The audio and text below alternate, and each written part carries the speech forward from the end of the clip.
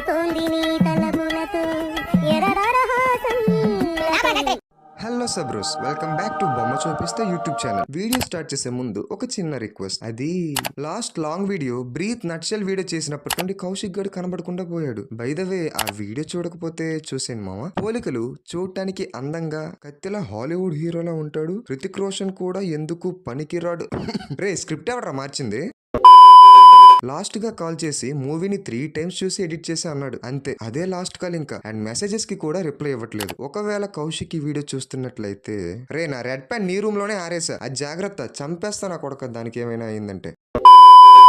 Okay, coming to the point. PVCU upcoming projects. ఇక్కడ posters కి మూల QR కోడ్స్ ఉన్నాయి కదా, అవి స్కాన్ చేస్తే ఆ గాడ్ ఆర్ గాడ్డెస్ కి సంబంధించిన వికీ పేజెస్ ఓపెన్ అవుతాయి అనుకున్నా. కానీ అన్ని క్యూర్స్ ఒకటే లింక్ ని చూపించే. అదే మరేంటో కాదు, Hanuman official teaser YouTube link. కావాలంటే సరదాగా మీరు కూడా ట్రై చేయండి మామ. ఇంకా ఈ పిక్ లో అప్కమింగ్ ప్రాజెక్ట్స్ ఉన్నాయి కదా, ఇది Hanuman. And this is unbreakable oath. Oath అంటే ప్రామిస్. అలా తల్లికి ప్రామిస్ చేసింది పరశురాముడు. Revenge of అన్డెడ్. అశ్వత్థామ అయినా కావచ్చు, ఎందుకంటే అశ్వత్థామ ఫాదర్ ద్రోణాచార్యుడిని పాండవులు చంపగా రివెంజ్ కింద నైట్ టైమ్ లో పాండవులపై దాడి చేస్తాడు Ashwatthama. Which was unsuccessful attempt. But రాత్రిపూట దాడి చేయడం యుద్ధ నీతి కాకపోవడంతో కలియుగంలో గాయాలతో కుష్ఠరోగంతో తిరుగుతాడని కృష్ణుడిచే శాపం పొందుతాడు అశ్వత్థామ. బట్ ఈ పిక్ లో అలా గాయాలు ఏం లేవు. సో బలి చక్రవర్తి అన్నా కావచ్చు అనుకుంటున్నా. ఇప్పుడు బలి చక్రవర్తి అంటే ప్రహ్లాదుని మనవడు. బలియాగం చేస్తున్నప్పుడు విష్ణుమూర్తి వామన అవతారంలో వచ్చి 3 అడుగుల చోటు కోరుతాడు. అప్పుడు బలి ఫస్ట్ అడుగు భూమిపై, సెకండ్ అడుగు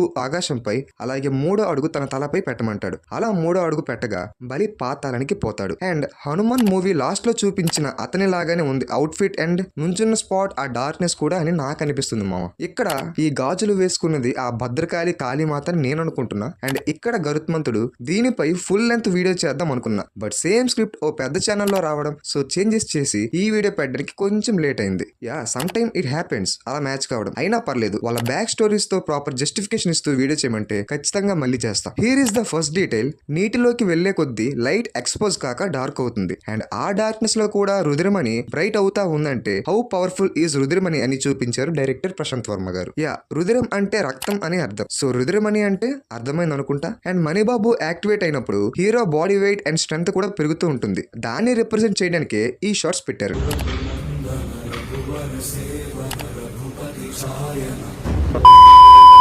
నెక్స్ట్ అధీర కనెక్షన్. హనుమంతుడిపై వజ్రాయుధంతో దాడి చేయడం వలన వచ్చిన రుద్రంతో రుద్రమణి పుట్టింది. అండ్ వజ్రాయుధంతో అధీర పుట్టాడు. ఇది తెలిసిందే అంటారా? విలన్ అండ్ అధీర ఒకే ఊరోళ్ళు. కావాలంటే ఇక్కడ చూడండి మామ. విలన్ ఎంట్రీ ఫైట్ లో అండ్ అధీర టీజర్ లో కూడా same poster and same street. And అధీరకి చిన్నప్పటి నుండే పవర్స్ ఉన్నాయి. ఇది చూడండి.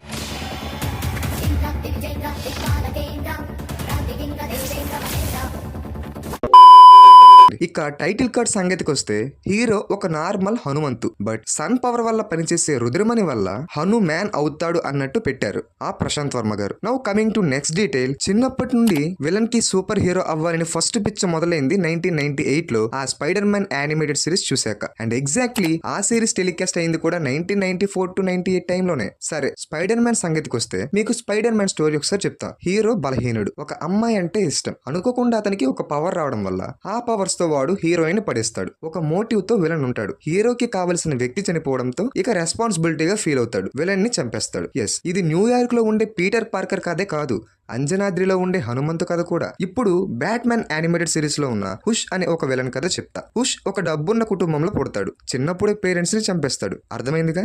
ఇది మన విలన్ మైకిల్ స్టోరీయే. యా, బై ద వే, పూలమ్మే పిల్ల సాంగ్ లో senior NTR's Hanuman made superman movie, దాని స్టోరీ హీరో పేరెంట్స్ ని విలన్స్ చంపేస్తారు. హీరో హనుమంతుని వేడుకోగా పవర్స్ వస్తాయి. అండ్ అలా ఈ మూవీ పోతూ ఉంటుంది అనమాట. దాన్ని రెఫరెన్స్ గానే ఈ మూవీలో మనకి చూపించారు.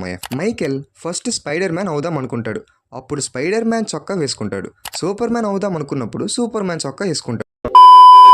టెక్నికల్లీ స్పైడర్ మ్యాన్ అవ్వడం తెలిసాక జాడీలో స్పైడర్ ని మంటల్లో పడేస్తాడు. ఎగ్జాక్ట్లీ ఎండింగ్ లో కూడా ఇలాగే చనిపోతాడు. స్పైడర్ లాంటి విలన్ జాడీ లాంటి హెలికాప్టర్ లో అలాగే మంటల్లో చనిపోతాడు అనమాట. కలర్ గ్రేడ్ పరంగా చూస్తే హీరో నార్మల్ గా అన్నట్టు నార్మల్ గానే ఉంటుంది సినిమా అంతా. బట్ చిన్నప్పటి నుంచి మాక్సిమం విలన్ షాట్స్ అన్ని రెడ్ కలర్ లోనే ఉంటాయి. ఈవెన్ అతని సీక్రెట్ బేస్ కూడా, విచ్ డెపిక్ట్స్ ఈవిల్. అండ్ ఎండ్ కు వచ్చేసరికి ఇక్కడ విలన్ రియలైజ్ అవుతాడు. కానీ ఈ సీన్ ని మూవీ స్టార్టింగ్ లోనే చూపించారు. బట్ కలర్ గ్రేడ్స్ చూడండి రియలైజ్ అవ్వక ముందు అండ్ అయ్యాక. And this is the small VFX appreciation detail. డబ్బులు పెట్టిని గోడ కొట్టినప్పుడు చిన్నగా కొట్టిన చోట పగిలి గోడ మొత్తం పడిపోయింది. హీరోయిన్ పేరు మీనాక్షి. ఎందుకని అంటే ఆమె పేరు మీనాక్షి కాబట్టి. ఆ మీనాక్షి అంటే చాప కళ్ళు అని అర్థం. హీరో పేరు హనుమంతు. అండ్ మన పురాణాల కథ ప్రకారం హనుమంతుడి చెమట చుక్క జలకన్య నోట్లో పడటం వల్ల మకర ధ్వజుడు అనే పిల్లాడు పుడతాడు. Same as name reference. అంటే ఇఫ్ సపోజ్ హనుమంతుకి పిల్లాడు పుడితే మకరధ్వజుడు అని పేరు పెడతారు. అతను విలన్స్ కి హెల్ప్ చేస్తాడు. ఎందుకంటే మకరధ్వజుడు కూడా రావణ్ సైడే కాబట్టి. ఎవరురా నువ్వు ఇంత టాలెంటెడ్ ఉన్నావు? ఫ్లాష్ బ్యాక్ లో హనుమంతు పేరెంట్స్ చనిపోయినప్పుడు వాళ్ళ ఫొటోస్ నుండి వాళ్ళ అక్క ఫోకస్ అవుతుంది. అంటే అమ్మైనా నాన్నైనా తనే అన్నట్టు చూపించడానికి ఈ సీన్ ని ఇలా పెట్టారనమాట. 1 shot 2 words. దీన్ని నీట్ గా స్టార్టింగ్ నుండి సెటప్ చేసి పెట్టారు.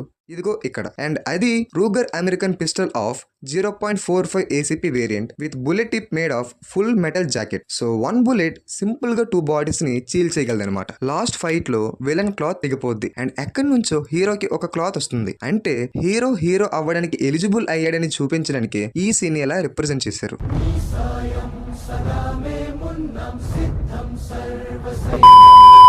ఇక కోటిగడి సంగతి చూద్దాం. అదే కోతి పేరు కోటి. సినిమాలో అన్ని జంతువుల్ని చూపించిన కోటిగడికి మాత్రమే వాయిస్ ఓవర్ ఇచ్చారంటే కొంపదీసి శాపంలో ఉన్న దేవుడు గాని లేదా సప్త చిరంజీవిలో ఎవరైనా మారువేషంలో తిరగడం గాని జస్ట్ అనుకుంటున్నా అంతే. తిరి సినిమా మధ్యలో హనుమంతుడు ధ్యానం చేస్తున్నప్పుడు ఒక ఆత్మలింగ రూపంలో ఉన్న దాంట్లో ధ్యానం చేస్తున్నట్టు మనకి చూపిస్తారు. నిజానికి ఆ షేప్ బదులు దేన్నైనా వాడుండొచ్చు. కానీ అదే ఎందుకు వాడారంటే హనుమంతుడు శివుని 11వ రుద్ర అవతారం కాబట్టి. సో దాన్ని చూపడానికి ఆత్మలింగంలో హనుమంతుడు ధ్యానం చేస్తున్నట్టు చూపించారు. మూవీ నుంచి బయటకు వచ్చాక అందరిలో ఉన్న ఒకే ఒక్క డిసప్పాయింట్ హనుమాన్ ఫేస్ సరిగ్గా చూడలేకపోయామే అని. సో వాళ్ళ కోసమే మూవీలో హనుమాన్ ఫేస్ చూడలేదని ఎవరన్నా బాధపడుతుంటే ఇక్కడ చూడండి మా హీరో కలర్లో ఫ్రాక్షన్ ఆఫ్ సెకండ్స్ లో చూపించారు దాన్ని. So that's all guys. ఇవి నేను గమనించిన కొన్ని డీటెయిల్స్ అబౌట్ హనుమాన్ మూవీ. నాకు కూడా మొన్నే తెలిసింది లైక్స్ ఎక్కువ ఉంటే రీచ్ వస్తుందంట. సో లైక్ కొట్టి సబ్స్క్రైబ్ చేసుకోమావా. 1 minute. కౌశిక్ గాడు మచ్చాస్ ఆ సచ్చినోడు ఐ లవ్ యూ అని మెసేజ్ చేశాడు. ఎందుకనేగా ఇసిక అనే ఫేక్ అకౌంట్ నుండి ఐ లవ్ యూ అని మెసేజ్ చేశాలే. లేకపోతే రిప్లై ఇవ్వడంట యదవ. This is the end of the video. ఈ వీడియో నచ్చినట్టయితే లైక్ చేసి సబ్స్క్రైబ్ చేసుకోండి. అండ్ అలాగే మీకు ఇంకేమైనా మైక్రో డీటెయిల్స్ దొరికితే మన కామెంట్ బాక్స్ లో షేర్ చేసుకోండి. This is BC shining of. Bye.